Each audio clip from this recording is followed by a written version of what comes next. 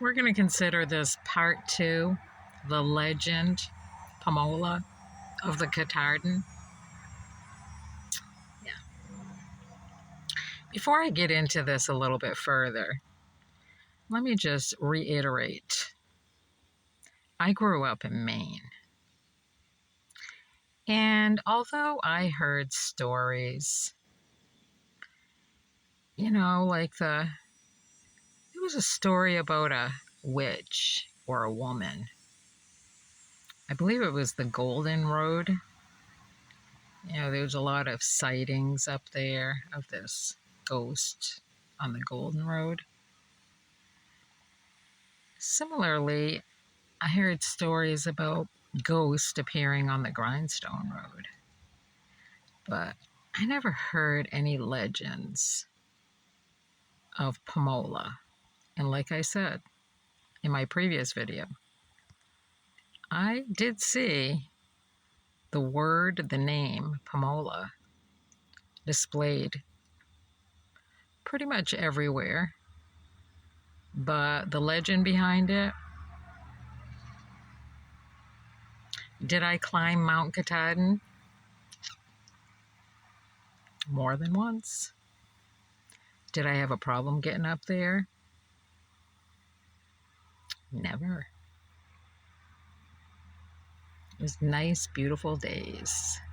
Climbed up there with my friends, climbed back down, not a problem. So all these incidents, I would say, that I hear on the news, even today, about people that get lost up there, get injured up there, run into these storms on their way up, never happened to me, I can honestly say. I want to say it was 1983 because I had my horse. His name was Chief, a red roan Appaloosa, black mane tail stockings. And I was engaged in horse showing then. And I did a lot of outside activities, hiking and whatnot.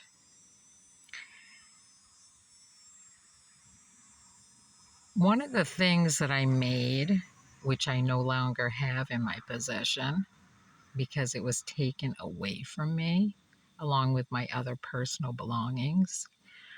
And I want to say that there's like a raft associated with this item, that whoever might have it in their possession, I would say your best bet is to return it to me. Okay? So I was preparing for a parade with my horse, Chief. And, we didn't have much money back then. And even if we had money, people never talked about money, which is a wise thing to do. I hand beaded a headband for myself. It was white, and the colors were blue and red. And on one side, there was an eagle. On the other side, there was an eagle. Measured out perfectly. And in the middle, it said Tam plus Ted, who was my boyfriend at the time. And I wore that headband, little beads. It took me a while to do it, but I did it, and it was perfect. And I wore that headband in a parade with my horse, Chief. Now, the two eagles, obviously, when I look back on it, pretty much symbolize this entity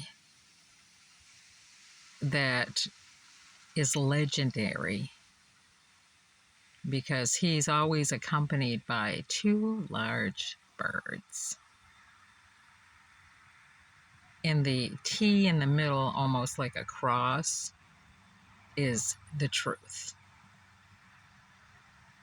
So now I'm going to go into this next piece of information.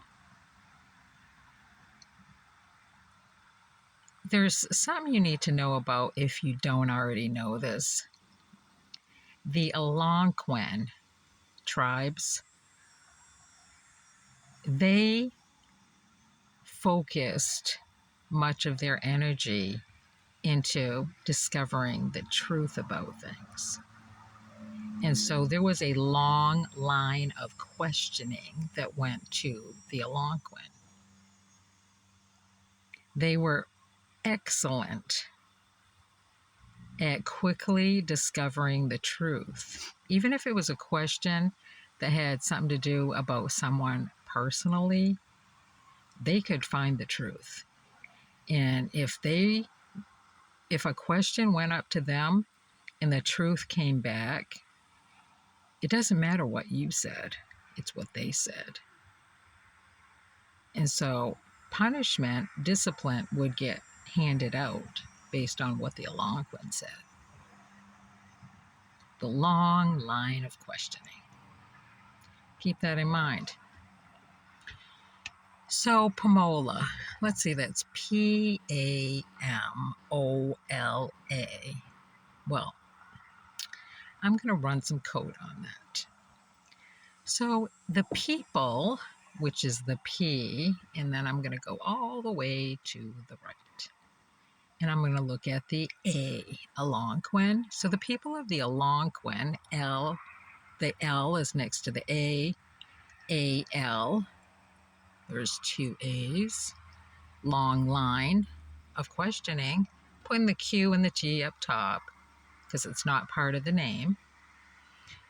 There's a long line of questioning. Now, what's that long line of questioning all about?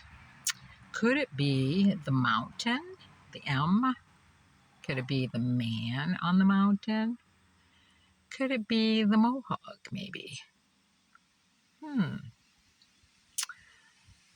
So they needed to answer this long line of questioning about a man on a mountain. And once the truth came out, then I guess if you want to say it's a curse, let it stand as a curse, okay? But you have to also understand that people back in those ancient days, they had powers that far exceeded any powers of today. And maybe part of those powers was the power to turn an ordinary man into some sort of beast until they got to the truth about something. And once the truth came out, the curse or the spell was broken. So I'm going to leave it at that for the time being, because I like to wait, sit on it for a while and see what comes out. But I can tell you that there's something about homemade things. And I would, my whole life, I preferred to have homemade things versus store-bought things. Today, you go in the store, 90% of what's in the store is made in China. Well, what they took from me, my personal belongings, well, that had a lot to do with my mother. And she sent me a lot of homemade things. And let's just say, I'm kind of angered at the fact that they took my things. Because I can't go in the store and say, I'd like a homemade anything that my mother made me back in 1973 that I held on to all those years. And this is why we have a constitutional right to our personal property. You can't replace certain things. And to me, you can't replace what my mother gave me. Those were gifts made with her own hands, using her own eyes, her own earnings to buy the materials to put it all together. And so, if I have to follow through on this legend up in Katahdin, the Pamola, to get some assistance, since I didn't get any assistance from any community or any family or any legal entities when all that shit was going on, I'm going to do it. And the outcome, the RAF, well, that's yours. You can own it. So this is part 2. Part 3, of course, will be the truth about Pamola. Stay tuned. Until then.